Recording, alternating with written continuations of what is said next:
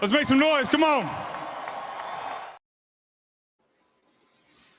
Thank you once again, Nick Folson. That's right. Let's make some noise, everybody. Welcome back to the Final Word with MattyB here on the It's a Rap Sports Network with your host, me, MattyB, on the call tonight, Tuesday, October the 14th, 2025. A sleepy night in Philadelphia sports. This is one of the massive byproducts, the negative byproducts of no Phillies baseball. We're going to have a lot of nights like this, and, it sucks. Now, there is baseball on tonight, of course, but, not Phillies baseball, and there's something wrong with that. And, of course, still stinging a lot of bit from their premature exit from the postseason this year. The post-mortem has begun. Yeah, the Phillies decided, today officially, because we talked about it last night, the reports were swirling that Rob Thompson was returning. Well, the Phillies made it official today. He will be back in 2026 for one more year. Right now, as a lame duck manager, no contract exists for Rob Thompson beyond this year. Does that change? Did they give him a one-year deal, one-year extension? And if they don't, remember the last time we did this was in 2022 with Joe Girardi, and you saw how that all worked out. So the drama that was and is the Phillies this year continues, even though there's no more games to be played. And that drama, of course, will continue to play out here on this show for at least the next 4 months. You've got to get to spring training. MLB has not yet announced when spring training will be officially, or the Phillies have not announced that. But always around that Valentine's Day area. So we're going to continue our autopsy, if you will. Not so much an autopsy, a reconstruction project. That's what I want to call it. I don't want to call it an autopsy because we've done that enough. We've already explored up and down about how or about what happened. We've already done that. So we're not going to continue to kind of, kick that mule. But we are going to begin to reconstruct the Phillies for 2026 in my mind, in Matty B's image. That's right, Matty B's image. We're going to try to reconstruct the Phillies, and that started last night when we introduced our brand new segment for this postseason off. I keep calling it a damn postseason. For this offseason, which is called the Phillies offseason, who stays, who goes, and why, where we take a player a night, a position a night, whatever you want to call it. We make an argument about why that player should stay or go and why. And if we decide he should go, which we'll probably decide on just about every player that needs to go, we're going to throw out some candidates to take over that job. Last night was the manager, and of course, the Phillies stole some of my thunder by already kind of leaking the news that he was going to stay. So, but we did it anyway, and we all came to a consensus that we want Rob Thompson gone. And I think the top three candidates that we all decided upon was Don Mattingly, Dusty Baker, and Bruce Bochy. That is a moot point. We knew that going into the exercise last night, so we can put that to bed. It's going to be Rob Thompson. But tonight we're going to continue with this exercise, and we're going to go to first base. So first base tonight will be the position we talk about. We'll talk about who currently resides at first base. Should he stay or should he go? And and what are some of the possible candidates that might come in and replace him? So we're going to continue on with that segment. The Eagles continued their preparations for Sunday. The coordinators and the coach spoke today.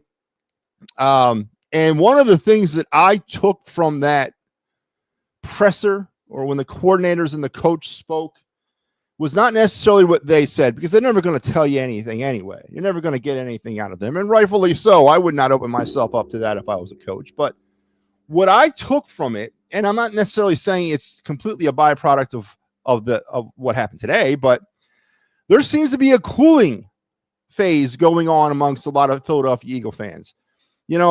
Just 6 weeks ago, it was Dynasty City. We are on the dawn of a Philadelphia Eagle dynasty. There's nothing stopping us. 15-2, 14-3, Going back to the Super Bowl, no one can stop us, and we will be living in an Eagles dynasty. That was the flavor about 6 weeks ago. Now I'm getting a lot of the back off. Now I'm hearing a lot of the rumblings of, yeah, maybe it just ain't the year. Or I'm okay with the Eagles not necessarily hitting this year. It's okay. We still can, we still won 2 Super Bowls in the last, 7 years. Does it matter? Can't win them all. Hearing a lot of the tepidness starting to creep into the lexicon of the Eagle fans. And I find that very funny. I find that extremely funny. We are only 6 weeks into this. Now, the football team looks lost. I give you that. But we've seen crazier things happen in the National Football League as the season came down the stretch. And then we are far from the end of that. I mean, we're 6 weeks in. The Eagles are 4-2. The season is still very much in front of them. And they still are one of the better teams, if not the best team, until somebody else proves otherwise, in the NFC, in all of football, actually. So we're going to talk a little bit about Eagles fans and their flip-floppiness tonight, and how I can honestly tell you I'm not one of those guys or gals. I'm not one of those fans. I'm pretty damn consistent, and that's something that I like. I like that about myself. So that's on the table tonight. We got our day in Philadelphia sports history. We got our card review. We also got our of the night segments. Everything that we normally do on the show, and anything else that you guys want to bring to bear tonight is absolutely okay with me. It is your dime. I am just here. So let's get rolling. But before we do, let's look at the schedule here on the It's a Wrap Sports Network for this week. Today, a quiet day, as the show title states. Me was it. That was it. I was the only one on the air today. The entire network was black today, but me. Tomorrow, though, we'll get back into this as we get to the midweek, and some of our shows will start returning. Props, locks, and parlays, the Pittsburgh Sports Desk, and me, the final word tomorrow. On Thursday, a huge night, starting with the Steel City Pittsburgh pregame show, Pittsburgh Steelers pregame show at 4:45-ish, as the Steelers will be battling the Bengals on Thursday Night Football. Then the Birds Blast with me and Kyle Quinn at 7. The Gridiron Weekly at 8. We got the Clear the Ice Flyers and Jets, me and the final word, and then the post game between the Steelers and the Bengals as well. That is all happening on Thursday. And Friday, it's the wraparound. And Saturday, you got the Attacking Third, Penn State, Iowa, and Flyers Wild Clear the Ice post game. So we've kind of hit the midway point of the week, and we'll get things rolling again. A little programming note here on the final word. The people that make this show possible sat down and had a meeting today, which is just me. I had a meeting with myself, and we've made a decision that starting on November 9th, that's right, November 9th, put this in your calendars, we are going to switch the start time of the final word from 10 p.m. to 9 p.m. We're going to our winter hours starting in November. Partly the reason that we are on at 10 o'clock is to kind of allow post-game shows on a nightly basis, i.e. the Phillies, kind of run their course. I don't want to jump on a post-game show or step on a post-game show. So the 10 o'clock hour was a good time to sort of flex there and to not have that happen often. Now that the Phillies are over and that, unfortunately, nightly baseball or nightly sports, 6 nights a week, 7 nights a week, it's going to go on hold now until sometime in late March. We're going to go down and we're going to switch our hours to 9 o'clock, still Sundays through Thursday, but it'll be from 9 to 10, not 10 to whatever we've been doing, hour and a half-ish. So that's a little bit of a scheduling programming note. November 9th, that will start here on the show. So we're moving down earlier in the day, right? Going to come out of the midnight hour and go down into the clean world for a while and see how I can hang out there. Hey, everyone. Joe Hale, how are you doing? Only Rob Thompson's coming back. Joe, that has not been confirmed. I have actually been looking at that all day. Right now, the Phillies are saying the entire coaching staff is coming back. Obviously, I don't think that'll be the truth either. But there has been no official announcement that I can see that states that the coaching staff has not been retained. The only announcement I can see from MLB baseball and from the Phillies, and they're not really even saying much about it, is that his staff will be back as of right now. So I'm sure things will change as we move forward. But as of right now, I have seen nothing to confirm that or deny that, I guess. So you might be right, but I haven't seen anything to confirm that. So Rob Thompson will be back along with his coaching staff at this point. Again, nothing that I've seen can confirm that his coaching staff will not return. So, but hey, that's going to give us more time to talk about that when it does happen. So let's get it going here on the program. Let's strap it in, strap it on. Let's begin. Keep your head, hands, and feet inside the car at all times. And here we go for your day in Philadelphia sports history. October 14th, back in 1979 on this day, with a 4-3 win over the Maple Leafs in the third game of the season, the Flyers began one of the most successful stretches in Philadelphia sports history. Over the next 34 games, the Flyers did not lose. Putting together 2 consecutive months without a loss, November and December, the Flyers racked up a 25-0-10 record, smashing the league's previous unbeaten record of 28 games by the Canadiens of 77 and 78. They finally dropped one in January 7th of 1980, but it didn't slow them down. Through the first 60 games, the Flyers were a video game-like 41-4-15, and even started the playoffs with a 6-game winning streak before ultimately bowing out to the Islanders in the Cup Finals. So back when hockey was actually a pretty hot commodity here in the city, and that was in that mid-late 70s time frame, and into the 80s too, into the 90s as well, we actually used to have dominant hockey here. And this was a historical day for the Flyers, or actually not historical, but the beginning of a historical run as the Flyers started the 79-80 season off with a 35-game winning streak, and it all began on this night back in 1979, their third game of the season. So happy the beginning of a 35-game winning streak for the Philadelphia Flyers Day, everybody. And that is your day in Philadelphia sports, brought to you by the Birds Blast with Kyle Quinn, the quintessential and Eagle pregame show entertainment. Me and Kyle every week, Thursdays at 7. We'll talk about the game that was and also look at the game that will be. Weekly here on the network at 7 p.m. That's a fluid start time. Could be at 7, could be at 5, could be at 3, could be at 4, could be at 8, could be at 6, could be Friday, could be Saturday. But I'm not going to write all that on an ad. So Thursday at 7 is what we're going with here. Now, of course, Kyle was not here last week as I soloed on the Birds Blast, and it was a,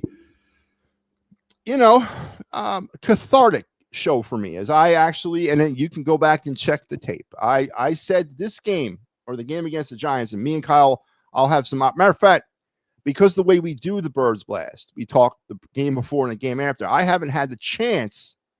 So last time me and Kyle talked, I was in a hotel room in Birmingham, Alabama, and the Eagles were 4-0. So we haven't even talked about the 2 losses yet. So obviously that's going to be a driving point of the show. See how where Kyle's resilience is these days. Now that they're 4-2.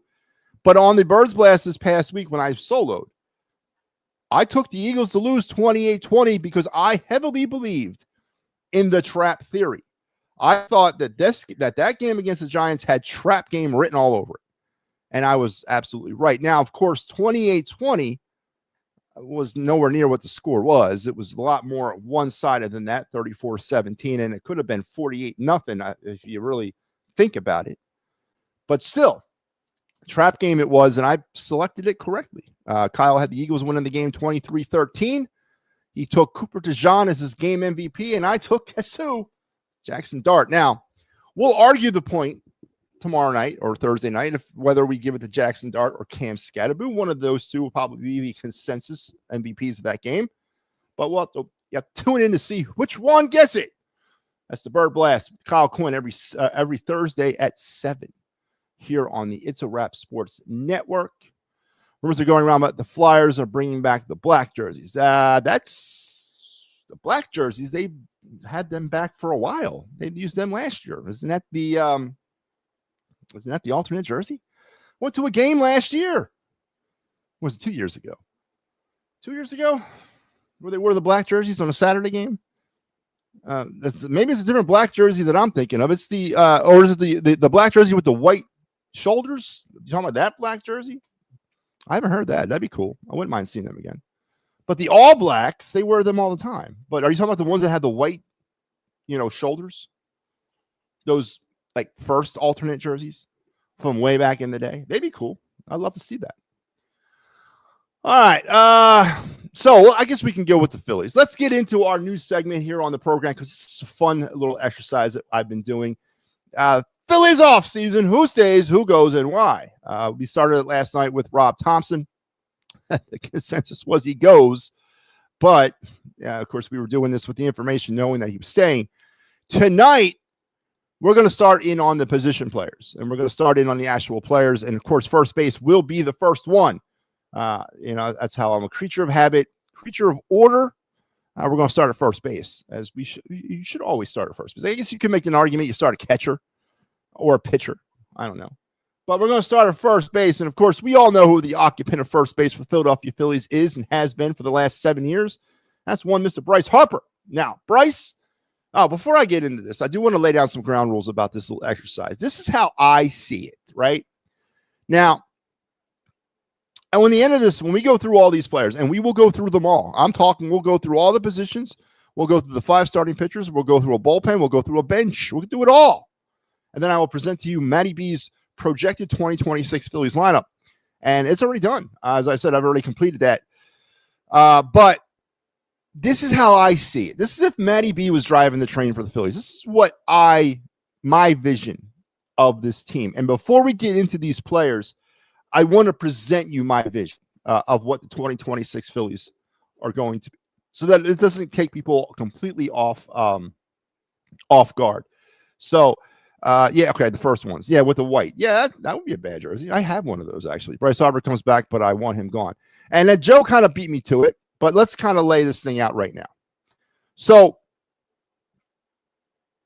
my philosophy, if I was the GM or the president of baseball operations for this baseball team, is very simple. I do not believe the window of winning is closed. I 100% do not believe. But what I do believe is that the formula we've been working with over the past 4 years just is not going to work anymore. We got to take some chances. We got to change some things. I said it all during the season. I used the phrase changing this team's DNA. That's exactly what my offseason would include for this baseball team. I want to change their DNA. I don't want to run out 9 of the same players who have the same mindset about swinging for the fences. I don't want to do that anymore. It doesn't work. Now, there's some constraints to that because you just can't wave a magic wand and poof, you're going to have a whole new set of players. It doesn't work like that, especially with the contracts. And that's a real thing that fans need to really understand. And again, this is my philosophy. This is what I think they're thinking about down there. They need to change, but they're going to be restricted outside of the organization on how they can change. Not to say that they can't change outside the organization. Not to say they can't bring in free agents. Not to say that they won't, they will. But the drastic changes that I think a lot of people are wanting may not come from outside. They may have no choice but to go within the organization to my favorite part of any baseball team. And that's the minor league system, folks. We've heard it for years. We've heard it, how the minor league system in the Phillies have undergone a facelift. They're back to being competitive. They're back to being a reputable, valid type of thing. And there's some apples down there that are ripening on their trees that are ready to be picked. And if we want to change, if you want to take away some of the poison apples, let's use apples right now. It's the fall, right? It's applicable.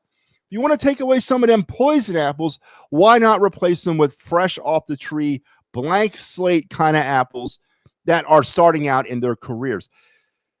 That's the change I think is going to happen majorly within this team. If I was in charge, it's time to infuse the young talent into this baseball team, because there's 5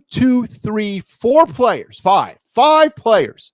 And I'm not going to, I'll reveal them as we go through this exercise. But there's 5 players that are currently in the Philly minor league system that I want to play a part heavily in 2026.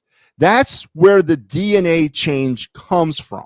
It comes from taking away some of these curmudgeon older veterans who are stuck in their ways, counting their money, doing things the way they want to do. And you take them out and you infuse some of the younger players. It's time. Because I honestly, and listen, I'm not telling you it's my philosophy, because, these players, the 5 that I'm going to talk about, have been clanking on that door, trying to bang it down. No, some of them probably could stay in the minors for another year. Some of them could. And I would know. I follow them Phillies minor league system pretty closely. Some of these guys that we're going to talk about is going to be a complete leap of faith that they can convert their game to the next level. But in the budgetary restraints of the Phillies, and yes, Ruben Amaro said that he feels, one of these big contracts might get moved along. He could see that happening. He's not speaking from any sort of insider knowledge other than the fact that he's been a GM and he probably thinks that this could happen. You could make it happen. And this would be part of the breakup and the change that this team needs to go through. I'm operating more on the reality side of it by saying it's going to be damn near difficult to get off of some of these big contracts. And when I say big contract, I don't necessarily mean the money. I mean the years. Nobody in this plane of existence, in my opinion, is taking Trey Turner off your hands. Nobody's taking Bryce Harper. No one's taking Zach Wheeler. No one's taking Aaron Nola. Those are the contracts right now that are strangling this team. And I don't think you're going to be able to move off those contracts. It's just not reality-based. And I'm not going to waste my time in that line of thinking. Now, if they can, well, it's reason number 85 why I'm not a GM in baseball, right? But in this exercise for me, and what I would want to see, if you want to start over, and again, maybe I should not say that. If you want to change, not start over, because this is not a rebuild. I agree with a lot of people out there. We don't have to blow it up, but you do have to scatter some things. And I'm not telling you to break up the core. Absolutely not. Now, when I say core, I mentioned those 4 contracts. That's the core to me. Everybody else is on the table. So, infusion of young talent. And you know what? If it works, if it doesn't, back to the drawing board, and then maybe we look at some things for next season, because maybe we have a little bit more flexibility next season. I don't know. Or maybe you decide it's time to blow it up. That's one of the reasons why I'm going at it that way. The other reason is the free agent market itself. Listen, there's a lot of older players out there that are going to demand a lot of money. And I don't know if they fit the timeline. I don't want to explode this already very tight budget and this already large payroll with more, just so that we have one last, put all the eggs in 2026 and pray to God we win a World Series. And then after that, let's dismantle it all and go back into a 5 to 6 year period of terrible baseball. I don't want to do that. And that's kind of lines up with my theory about the Eagle fans. A lot of them, are chilling down about their expectations about a dynasty. That is wrong. Don't stop pushing the dynasty narrative, because that's what it's all about. It's about sustained winning. And I don't, on the baseball side of things, I don't want to go all in 2026 and bring in, 7 or 8, or maybe not that many, but like 4 or 5 high price guys under, heavy upfront contracts, 2 or 3 year deals. I don't want to burden myself with that. I want a transition from one core to the next core. That's how it really should be done. Dodgers have done it. The Braves have done it. The Yankees were doing it for a little while. Teams have been known to do that. You don't have to go all in and then drop a grenade and say, yeah, we tried. It didn't work. So now we're going to do 2013 to 2018. I don't want to go back to that. I don't have the strength for that. So I think in infusing the young talent now, starting this year, you begin that transitional period. And hopefully, if the players hit, now that's a big hope, and that's a big, then we don't have that problem, and maybe we steal a World Series championship, because there's certain things still in place here that every world champion needs. And the one thing, the glaring thing, is the pitching. The pitching is still next level with the Phillies, in my opinion. So as we move through this exercise, keep in mind MattyB's philosophy. All right. Now, I'm not saying bring up the Lehigh Valley Iron Pigs and put Bryce Harper on them and then let's roll. I'm not saying that. I'm going to be realistic about it. But there's 5 players that I think should be part of the Phillies team next year that are coming from within. Now, there's additional players that are coming in from the outside. Again, we need verified MLB talent. We do, to help sort of steer this. But you got to start infusing that young talent now. And we'll start tonight with first base, baby. First base. If somehow Harper goes, I want Panda Bear. Polar Bear, not the Panda Bear. The Panda Bear was that dude played for the Giants. Was that not? No, Sandoval. That's the Panda Bear. Alonso's the Polar Bear. Get your bears right, Joe Hal. So first base is in the crosshairs, and yes, there he is, Mr. Bryce Harper, Mr. 330. That's right, Mr. $330 million. 261 batting average, 27 home runs, 75 RBIs, and an 844 OPS. Nothing else to write down there. I have no other accolades. Bryce Harper had himself in the, I guess, you know how I feel about Bryce Harper. Listen, there's a couple of things. I mean, Bryce Harper is still a name. He still can get people in the seats. His offensive ability was not $330 million worth this year. And honestly, in my opinion, it hasn't been there since 2022. Is there concerns that Bryce Harper is beginning his decline to the end of his career? Absolutely. But I don't see a way to get away from him. I don't. Again, I want him gone. I just want to go on the record and say I would be like Joe Hale. I'd want him gone. If it's feasible and somebody would take him, and I floated the scenario of maybe sending him to Vegas, for some or any of the prospects the A's have, because they got a lot of them, a lot of good ones. I'll take a lower end prospect at this point. But floating him to Vegas, creating a buzz in Vegas with the A's. The A's are not that far away. The A's are about 2 years away from being a legit contender. And that's lining up with their time to be moving into their new stadium in Las Vegas.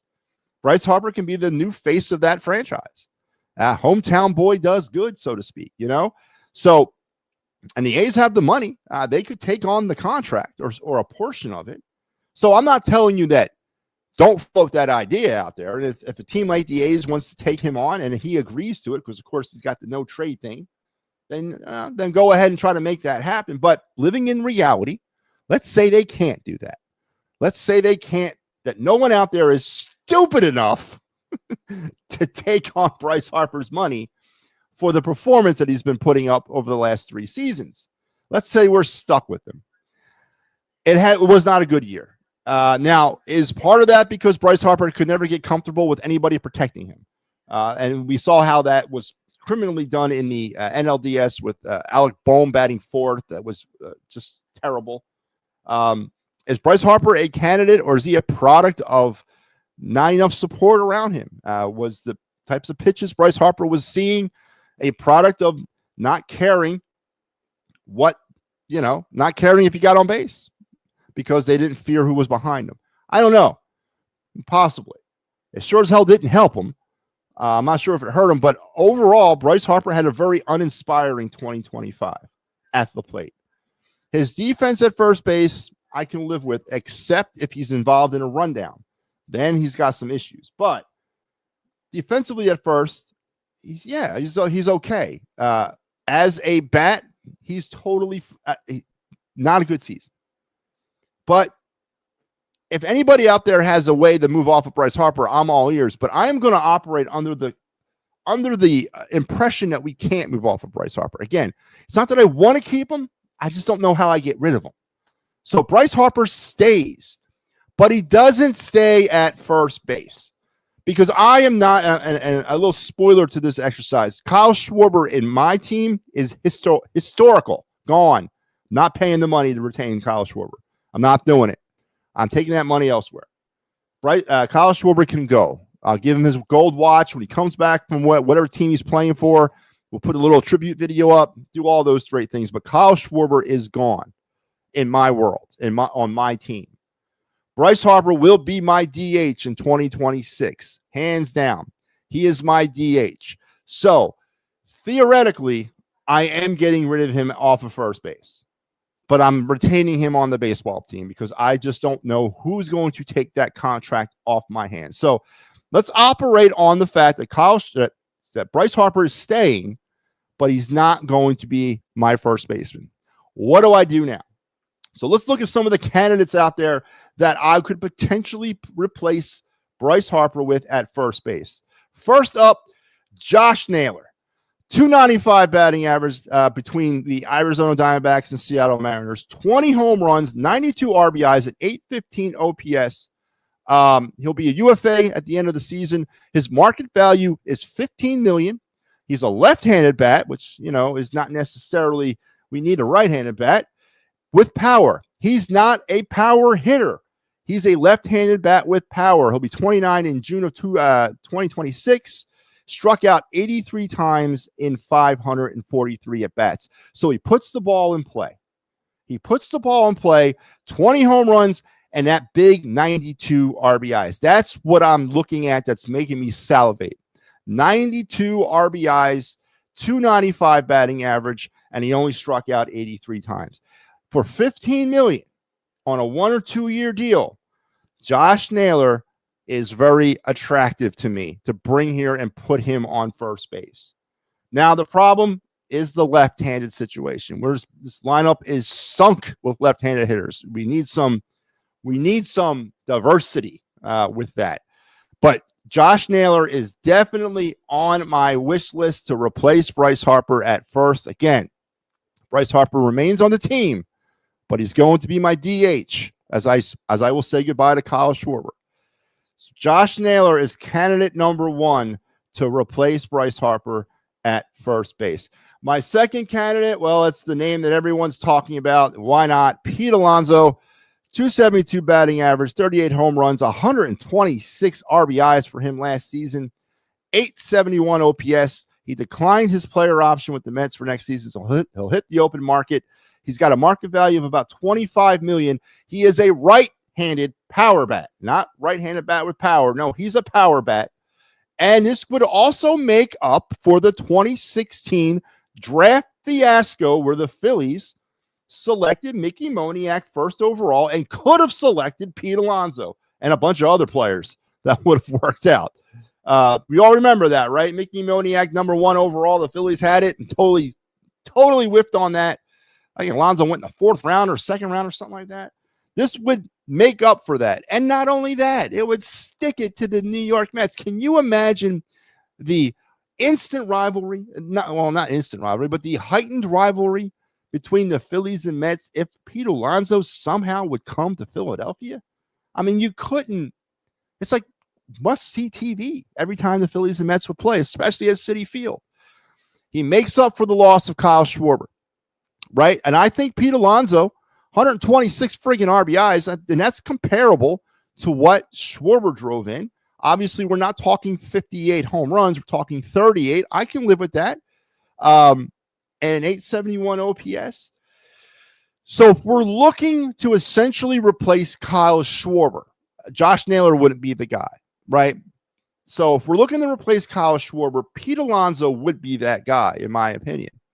But I want to change the DNA of this squad. I don't want a power home run or nothing type of squad. I want to go a different direction. What do? Do I go with Josh Naylor, who's a left-handed bat with power? Or do I go with Pete Alonso, who is a power bat? And I'm going to tell you, are the phone lines open today? They might be, Ricky. Let me get through this last segment, or this first segment. I spent hours of deliberation about what I want to do here. And I came up with this. Pete Alonso is the direction I want to go. It's going to make sense a little bit further down the line as I reveal this lineup to you.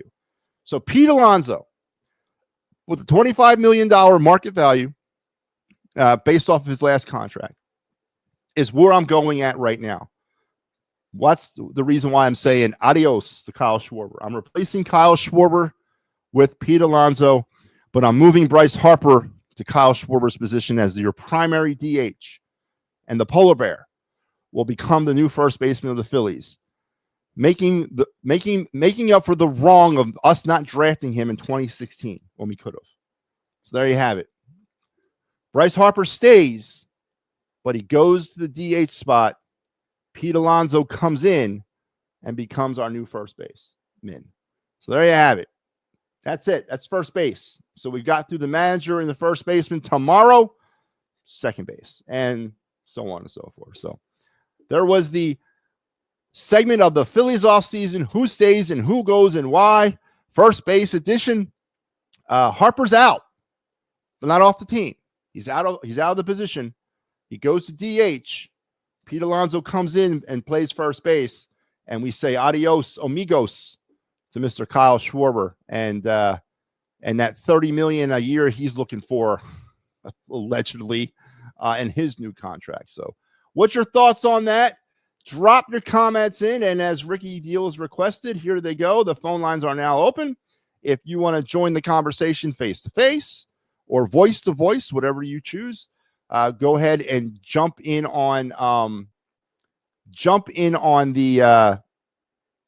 the link there. It'll take you backstage, and you can come in here and we can talk about it, or anything else you want to talk about. So there you have it. Tomorrow night we will do second base. A little preview of second base, of course. The occupant of second base, Mr. Bryson Stott, 147 games played in 2025, 257 batting average, 13 home runs, 66 RBIs, a 719 OPS, committed 3 errors all season, 91 strikeouts in 499 at-bats for about 18%, and he's under team control through 2027. So we're going to discuss Bryson Stott tomorrow and whether he should stay or he should go and why. Might be pretty surprised where I come out on this one. You might be pretty surprised. So that's what we're going to do tomorrow here on the program. So make sure you're there and every night until we complete this thing. I mean, we're going to run this thing to the ground, man. We're going to talk about every position. We're going to talk about the 5 starting pitchers and the bullpen. And we already done the manager and first baseman. So Bryce Harper's out, but he stays. He just becomes a new DH. Hello, Ricky Deal. How are you tonight, my friend? I'm good. Good to hear from you tonight. Good to see you rocking some Sixers garb, Ricky. Bryce Harper, does he stay or does he go?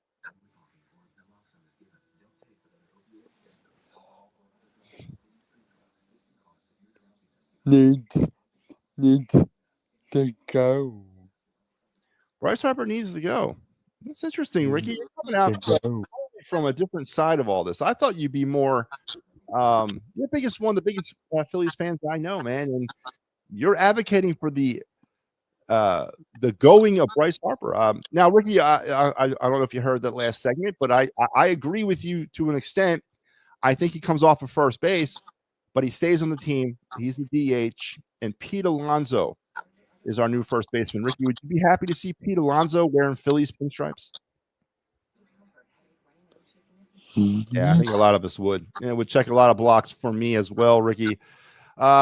Ricky, one last question, and I'll let you go. Sixers, 25-26 this coming season. We are going to do a post-game show here on the network. Pat Bernard will be hosting it. Do the Sixers make the playoffs this year?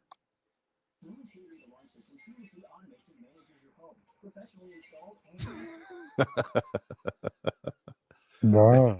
Nothing left to say about that, Ricky. I agree with you. I don't think they're going to make it, but we'll have to wait and see. Ricky, thank you very much for joining me tonight. See you again tomorrow. Awesome, Ricky. That's Ricky Deal, the man, the myth, The absolute legend. So, all right. What's the next caller we got? Joe Hale joins me. Joe, good evening. I just wanted to say, if Bryce Harper does get traded, would you take Max Muncy? No. Huh? No. I can't hear you. No. Can you hear me? Joe Hale cannot hear me. Can you hear me, Joe? Joe, can you hear me? Hold on. I'll exit out and I'll try it again. All right. Joe Hale's going to come back out, go out and come back in. I think I can, you guys can still hear me, right? Joe, you there? Oh, Joe's out. All right. Well, as we wait for Joe Hale, interesting question about Max Muncy. 5 years ago, 100%. Just not a believer anymore. He's getting what's he, 55 years old? So let's take a look at Max and his situation here with the Dodgers. Bring this bad boy up. Spot Tracks is the best thing in the world. I looked at Max when I was putting this team together for first base. Where is he at? He's down here somewhere. He was in the bottom of this list. I mean, there's a few. There he is. He's got a club option, and of course, I guess we're talking trade. Comes at about a $14 million market value. He's 35 right now.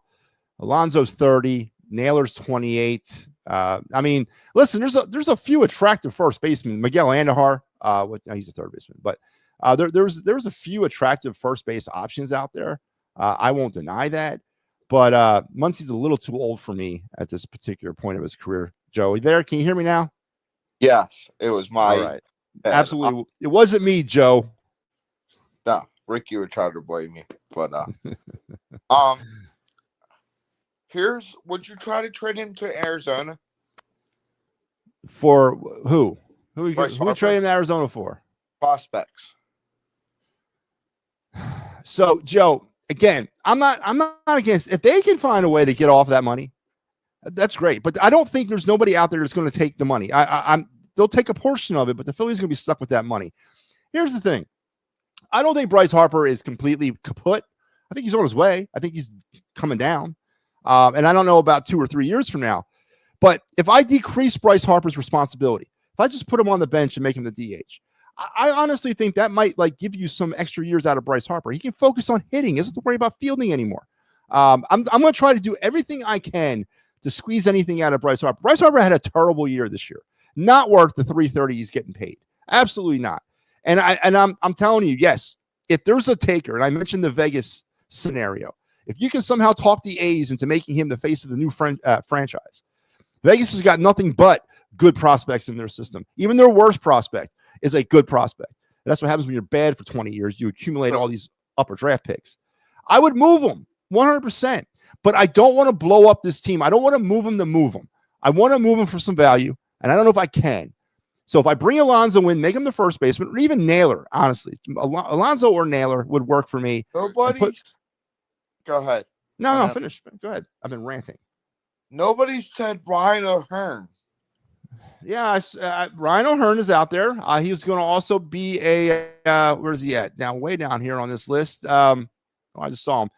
32 years old, and he comes with about 11 million hit, but he's primarily been a DH. So I know, again, in my scenario, I'm looking to replace Schwarber because Harper stays, but Schwarber goes.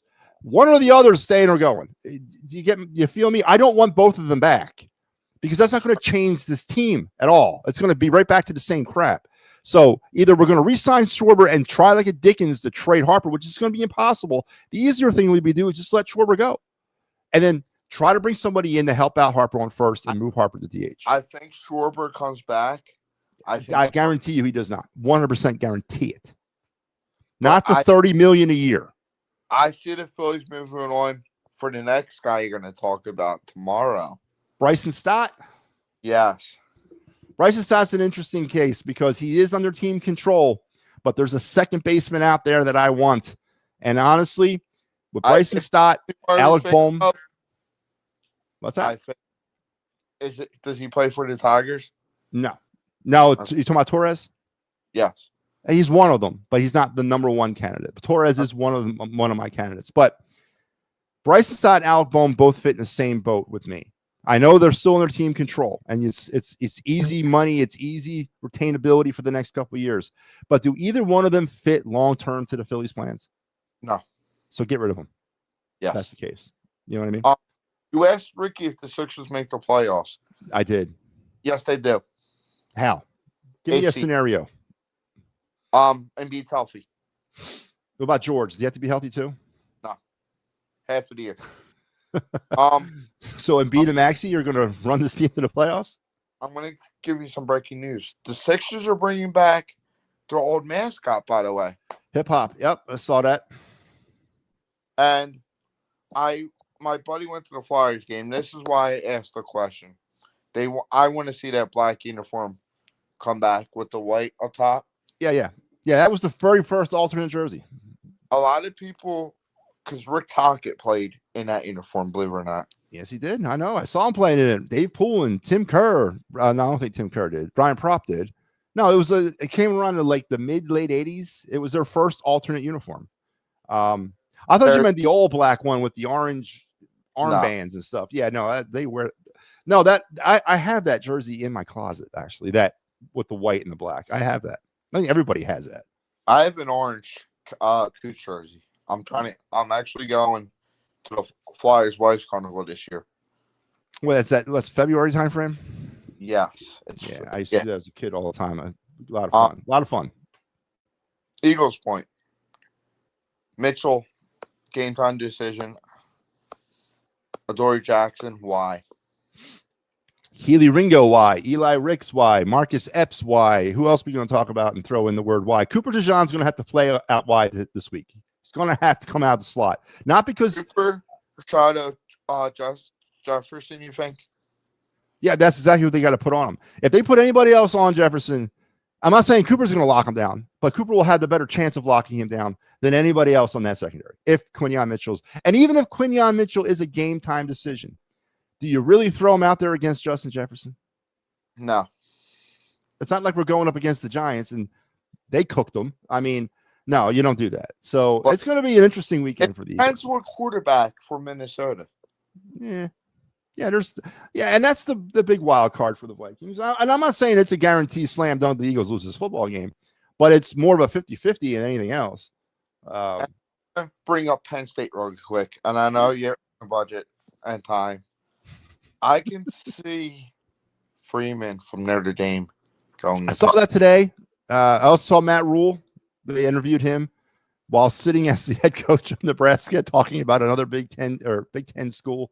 Nick Saban, go bigger, go home. Deion Sanders. No, God, no. You turn that thing to a circus. No. Warren Sapp for them. That's and Marshall Faulk, the whole crew. That's Marshall Faulk is Deion's offensive coordinator. I know, and Warren Sapp's out there with him too. Yeah, defense. Yeah. Quarterback coach is Byron Leftwich. Exactly. We're going to bring the whole group out? No, they'll turn that thing into a mockery, man. Absolutely not. All right, Joe. Listen, you have a good night, man. We'll talk tomorrow, all right? Yep. All right. Joe Hale. Deion Sanders to Penn State. It's crazy talk. Right, Ryan? Deion Sanders to Penn State? No. Get out of here. Not at all. Ryan, what's going on tonight, man? All right. So we're talking Phillies. Talk whatever you want. It's just you and me think so much alike when it comes to like how this lineup's been constructed so much over the years. It's like, why can't we be on the same show talking this stuff? Because it's like, I know we think so much alike. It's like, it would be great to be able to talk Phillies together. Like, cause we agree so much, but, maybe make that happen, Ryan. Never say never. But like we talk so much about this lineup construction and how they strike out too much. They can't manufacture runs, and it's swinging for the fences, and that's all it is. It's like I know, like I liked. You're gonna say there's not too many hitters like this nowadays. You know, when I brought up Bobby Abreu being a hitter first, how he would he had enough power, but it was his overall hitting that always stood out. He always hit like almost 2 times the amount of doubles to home runs. He was very, very disciplined at the plate.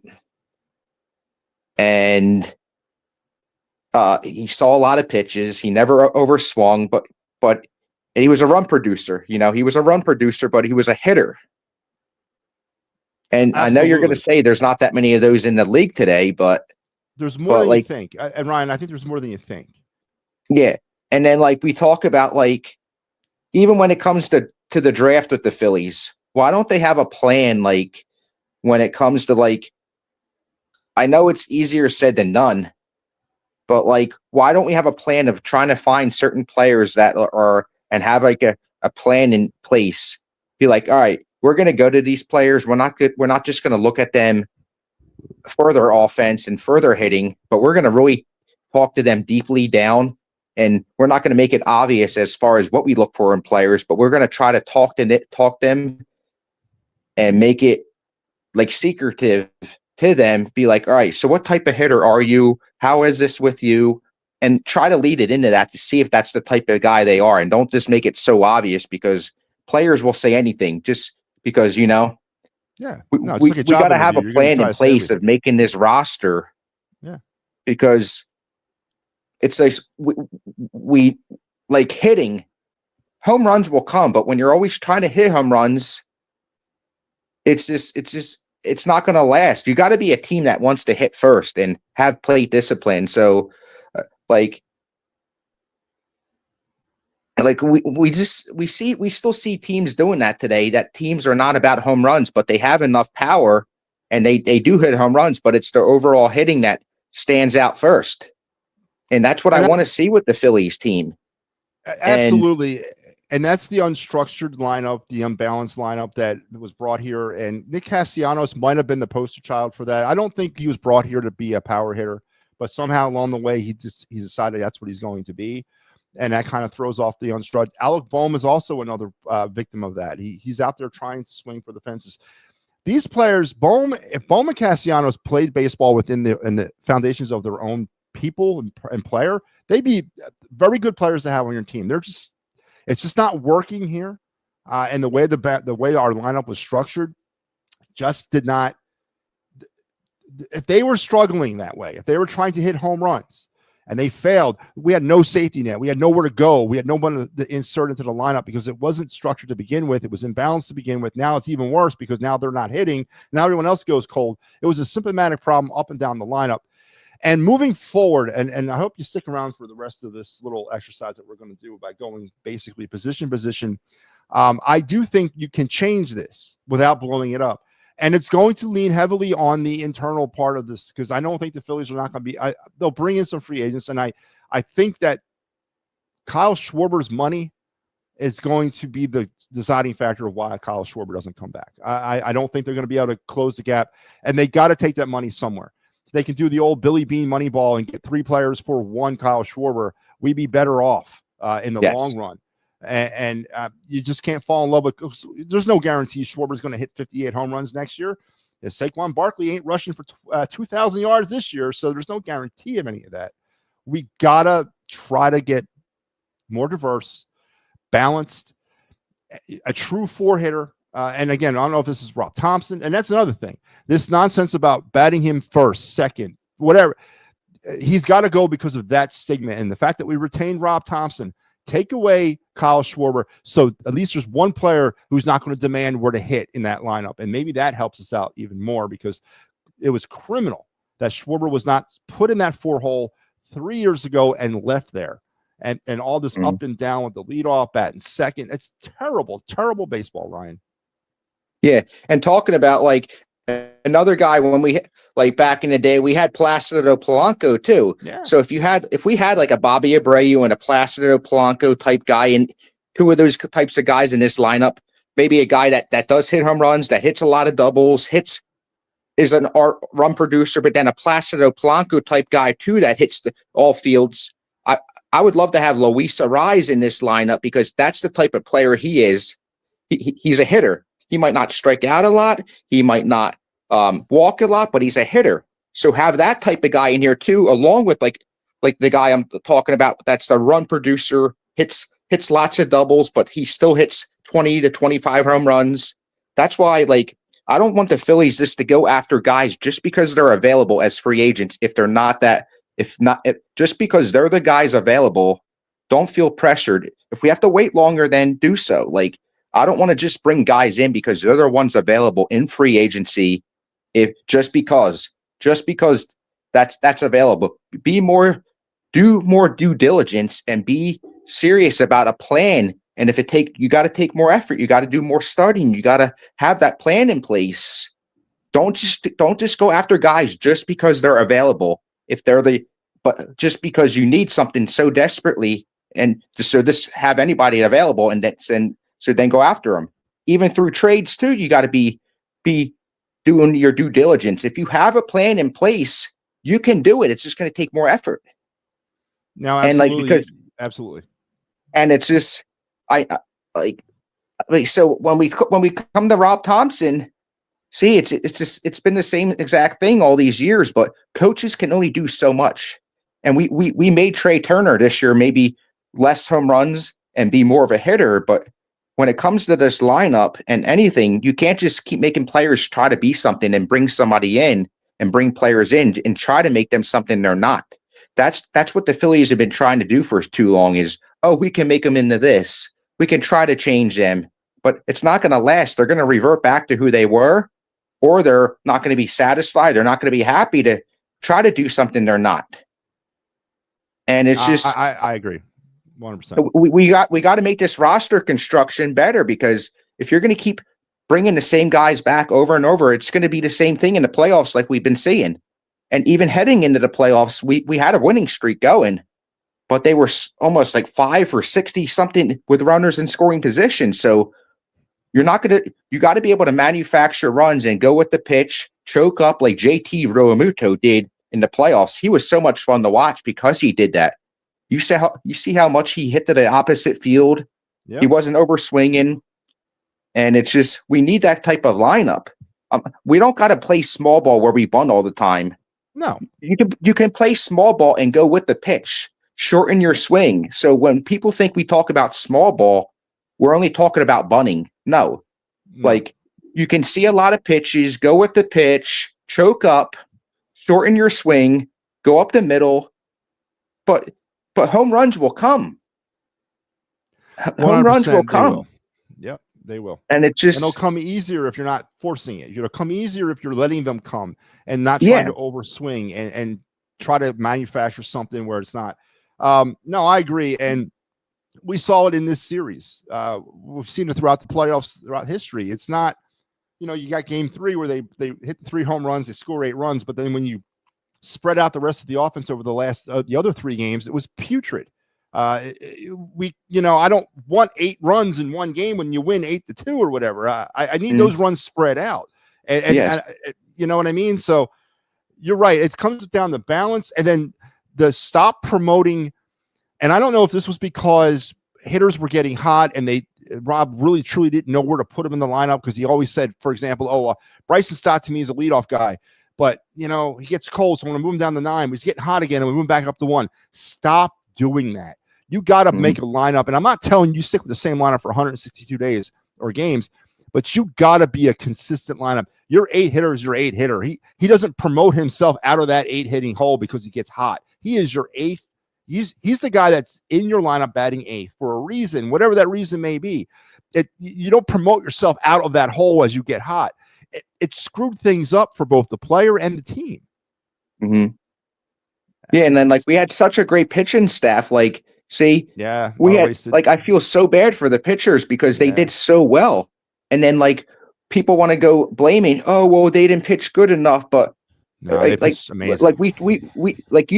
You say to guys all the time, on here, and even with Pat and them leading up to the playoffs, he thought it was going to be the pitching that was going to be the issue. No way. There's no way that was going to be. But going into the playoffs, I was not scared one bit against other teams. I was scared that we were going to let ourselves down because of the same issues we've had the last 4 years, and we saw that the hitting. It's been 100%. The same issue, and it's so frustrating, and I feel so bad for the pitching staff. But I got to be honest, when it does come to Rob Thompson with his over analytics stuff, he's got to stop that. Like, because the thing is, like, he overthinks a lot of the times. Like, where was Tanner Banks this whole entire playoffs? Like, he would have been the perfect one to come in with the guys inherited because he's so good at doing that. And like, and all year long, we saw how bad Kirkering is when it comes to pressure situations. So why would you like put him in? Yeah, the funny And thing, then- though, Kirkering got out of that. He did get out of it. He just made a Yeah. bonehead defensive play. No, he did. It was a dribbler back to the mound. He got out of the jam. Just made a bad play. You know? So I'm not bringing it down to that. We got to make it. We got to make significant changes and make this roster more about being contact hitters and going with the pitch. And that or it's just we can't keep bringing these same guys back. We got to have a plan in place. And then people are going to say it's Kevin Long. Kevin Long's a great guy, but he can only do so much. You can't make guys into something. I agree, Ryan, 100%. Listen, man, thanks for tuning in, Ryan. I appreciate you jumping on. I hope you come back. Every night we'll be doing this, opening the phone lines. So keep listening, Ryan, and thank you for your support throughout the year, man. Absolutely, man. All right, Ryan Swope, man. Jeez, that's what I'm talking about. Come on, phone lines are open, people. At least for another 25 minutes or so. But Ryan brings up some great stuff and is 100%. All the things that we've been talking about throughout the seasons, and it's what's more frustrating is it's not just this season. It's been last season, season before that. Every season since the World Series, it's been the same thing. We go into the offseason. Well, we got to get more balance. We got to get more diverse. We got to get hitters in here that know how to pull the ball, move the ball. And Ryan's another great point. When we say small ball, it's not necessarily about bunting or sack flying. It's about, choking up, shortening your swing, lacing a single over the shortstop, putting something down the line, something inside the park that moves runners along. That's really what small ball is. It's not bunting or sack flying. It's anything but a home run. It's singles hitting, doubles hitting, all great stuff. And it's unfortunate. It's really unfortunate that we're in the situation that we're in. And yet here we are staring at another offseason and another potential opportunity or a potential failure with Dave Dombrowski. And I know the Rob Thompson, the rehiring, a lot of the things me and Ryan were talking about were managerial things too. And I'm adamant about this. I kept track of this all season long. When we do our 2025 Fighting's Final Review show, the frequency of different players leading off. I think it was Trey ended up doing it the most, but you had Stott up there. You had Schwarber, I think 10 times led off this year. Bader came up there because of injury, I guess. And you had Harper leading off one. So it's got to be a little bit more stability within that lineup. And, it's got to be more of a traditional type lineup. And as I said, I would love to be able to put all the stuff up on the screen right now and tell you this is how I think it's going to be. But, it's TV. I got to build it up, the drama, the suspense. I think what you're going to see from me at the end of this, and it'll probably be about 10 days to kind of get through all this, but I think it does answer those questions about getting different types of hitters.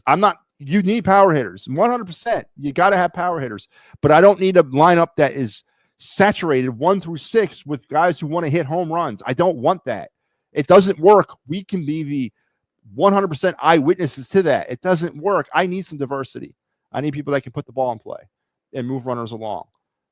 Traditional cleanup hitters, traditional leadoff guys, traditional number 9 hitters in the new baseball, stuff like that. So Ryan brings up great stuff. Thank you, Ryan, for joining tonight. Joe Hale, Ricky Deal, all of you guys for joining in tonight. Keep the phone calls coming, everybody. You can hop in. The lines are open still. Let's get into the of the night segment.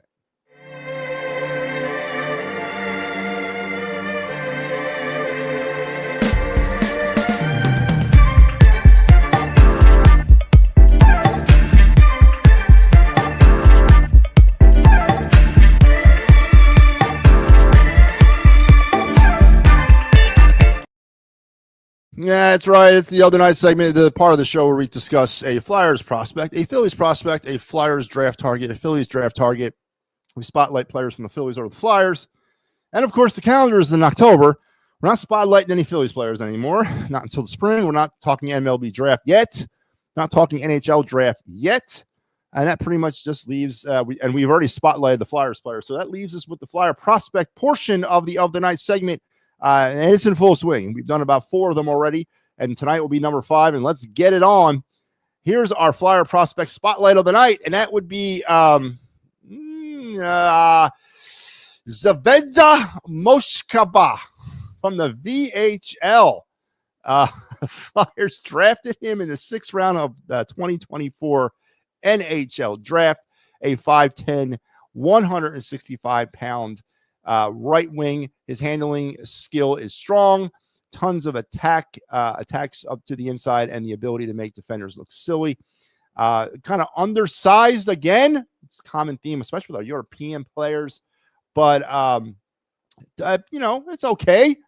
He's going to develop and build himself to a better frame and a better player. Currently, he is playing in the MHL for the Krasnaya Armenia Moskva. And so far, 6 games through the season, 3 goals, 1 assist, and 4 points with a 0 plus-minus. So there you have it. One of our European players playing in Mississippi. Now, he plays in Russia, obviously. So there you go. I know it's a little misleading with the slide. It's not Ila Potovov. It's Zvezda Moskva. I apologize for that. I'll get on the production staff for screwing that thing up bad. But there you have it. It's our Flyer spotlight, our Flyer prospect spotlight of the night. And that was brought to you by the fine folks over here at the Clear the Ice program, our Flyers postgame show, in full swing as well. Tomorrow night, or Thursday night, it's just Tuesday, right? Thursday night, Mike Lotto has you postgame Flyers Jets, and I will be on the call Saturday for the Wild game. Pat had you last night for the Panthers game. And we will get you covered for 82 games, hopefully more. Hopefully we actually have a conundrum in April like we had back in October, like we had last week, where we have to manage 4 or 5 post-game shows on one night due to Flyers playoff hockey and Sixers playoff basketball. Because, yes, as I mentioned to Ricky Deal, I will make this public. We got a few programming notes on the It's a Wrap Sports Network to announce. There will be a Sixers postgame show beginning on October 22nd. I think that's when the Sixers start, right? Pat Bernard will be your host and your guide through the Sixers season. There will also be some changes with the wraparound starting in early December. Pat Bernard is coming off the wraparound. He will be getting his own show, probably on Saturday mornings. We haven't really worked out the details yet, but we're working them out. And Big Al Zafiri will be taking over primary host duties of the wraparound starting in early December. He's going to change some things around about the show. We may move it off of that 10:30 time slot. It will stay on Friday nights, but it may come down a little bit earlier in the night.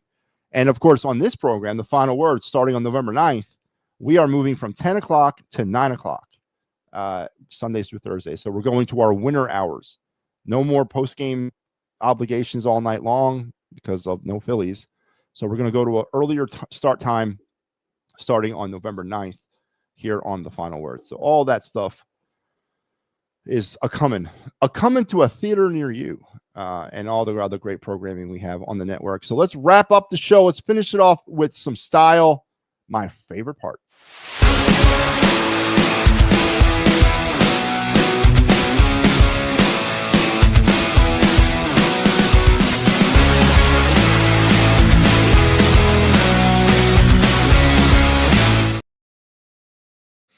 Yeah, it's MattyB's card review. It's the best part of waking up. Not Folgers in your cup. No, it's MattyB's card review. As I take one of my best sports cards from my collection, and we have some fun talking nostalgia, financial value, intrinsic value, and just have some fun, maybe reminiscing about where in the world I was or time of my life I was when I got this card. And a lot of these cards, for those of you out there, and I'm sure most of you who are not even into sports cards or in the collecting, when you see certain cards, baseball, football, but it doesn't really matter what card, I find it more in the baseball world. But when I see a certain baseball card, it always elicits certain memories from my life, mainly childhood, obviously, mainly growing up on the streets of Northeast Philly in Mayfair, and terrorizing the neighborhood and stealing all the girls. That's right. It's what I did. But it brings back a lot of memories from my childhood. So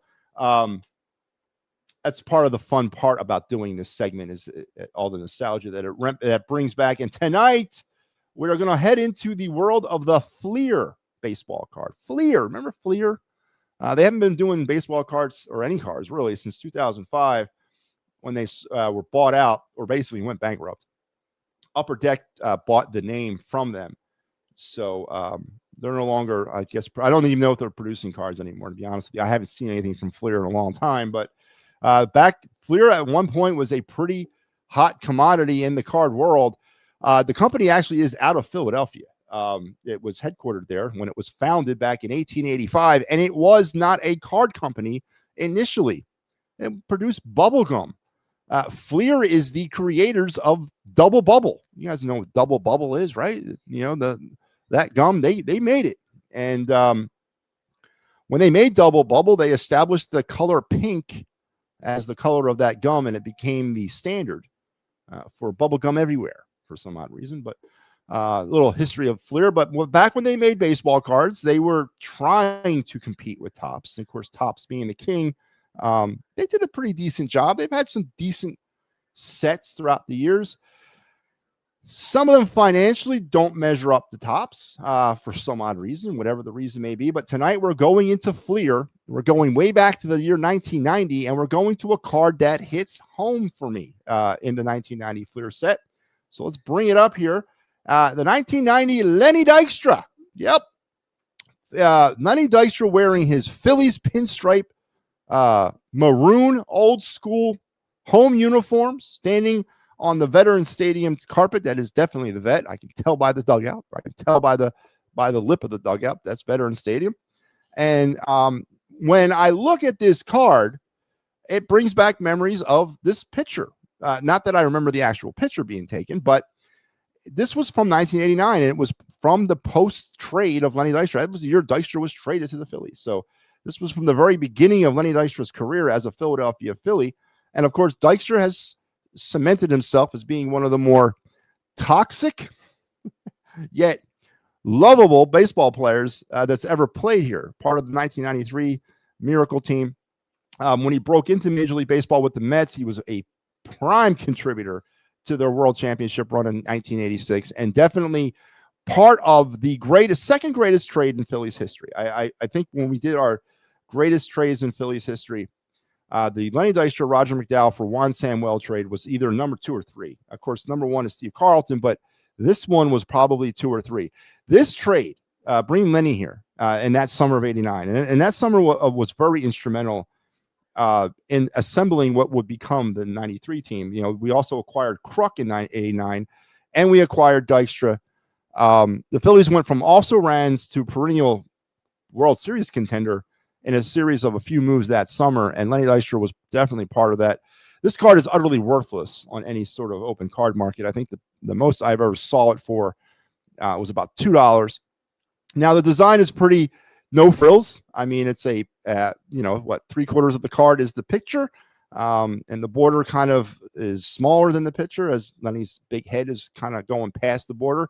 It's got a white background with the Fleer 90 logo on the corner.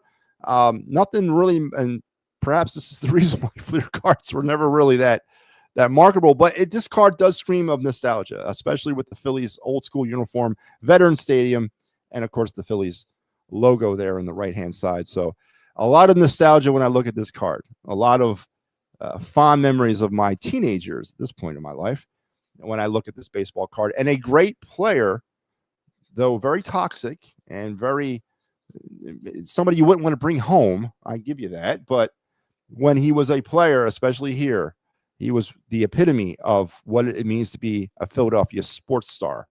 That dirty uniform was a norm for Lenny Dykstra. So definitely one of my more favorite cards, and it's a Phillies card. So obviously it's going to get a special place in my heart. So there you have it.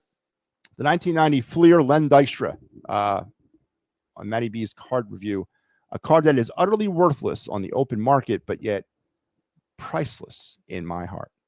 And that has us. So that's going to take us to the end of another great night. I want to thank Joe Hale, Ryan Swope, Ricky Deal, everyone else who chimed in and who participated tonight. Thank you. Good show. We never really got into the Eagles tonight, folks. I answered one question about the Eagles, about moving Cooper DeJean potentially out from the slot to the wide spot. But I'll tell you what, we'll lead off with the Eagles tomorrow night for our program, as we will be at that more applicable time of the week to talk Eagles football anyway, as we're about 3 days away or so from the start of Eagles Vikings. Phillies are still burning internal here on this program, and they will throughout the winter. I will keep their memory alive, and we will keep talking Phillies baseball until sometime on March 26, 2026, you hear those infamous words, play ball, down there at Citizen Bank Park against the Rangers. We'll keep the thing going as long as we can. And for those of you that are really looking and really jonesing for some Phillies affiliated baseball, don't forget about the Arizona Fall League. It is in full swing. And yes, I've been watching. The Phillies have sent 8 players from the minor league system to Arizona. They're not playing for the Desert Dogs this year, and that is a change. I want to be very clear. They're all playing for the Surprise Cigarros. Cigarros, I think that's how you say it. So if you're looking, and all you got to do is go on MLB.com's website, and you can find the Arizona Fall League games. Matter of fact, there's a game on right now, I think, and I think Surprise is playing. So if you're really jonesing for some more Phillies baseball, you have 8 players you can watch playing for the Surprise Cigarros of the Arizona Fall League. Currently doing battle through the middle part of November, as when the Arizona Fall League will conclude. And then we'll transition to the Mexican Winter League, the Dominican Winter League. That's right. It never stops here, as we will continue to watch prospect players and their development in the Philly system. So never fear. Baseball is truly a year-round sport, unfortunately. And you know, one last final note before I say adios. Obviously, when you look around at the landscape of baseball, the ALCS, NLCS are playing. I have not watched 1 second of it. I don't know if I will, to include the World Series. I have a hard time assimilating, when it doesn't involve the Phillies, and especially the way this season ended for the Phillies. But I'm sure I'll watch. But anyway, if you want to talk ALCS and LCS, I know what's going on. I just haven't really sat down and watched it. But we can definitely talk about it. We'll talk more tomorrow about anything you want, as we'll continue our Phillies off-season segment of who stays and who goes and why. We're through the manager, and we also did Bryce Harper. I don't want Rob Thompson here. Of course, Phillies have trumped me on that one.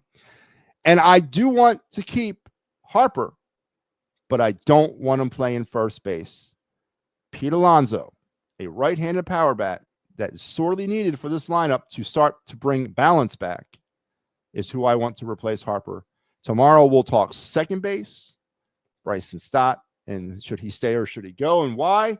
And if he does go, who do you replace him with? We'll get into that.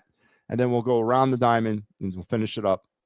And at the end of all of this, I'll present to you MattyB's 2026 Phillies lineup, complete with starting rotation, bullpen, and bench. I leave no stone unturned. So you guys have to stick around for that, and hopefully we'll get through it fast. Maybe some nights we'll do 2 positions at once if it kind of moves me. But yeah, we'll have some good TV out of that. You guys have a great rest of your night. Have a great tomorrow. Tomorrow night, 10 o'clock, I'll be back. We also have the props, locks, and parlay boys tomorrow. Also the Pittsburgh Sports Deck. So the network's coming back to life tomorrow night. So make sure you're staying tuned and sticking by. We'll talk to you later.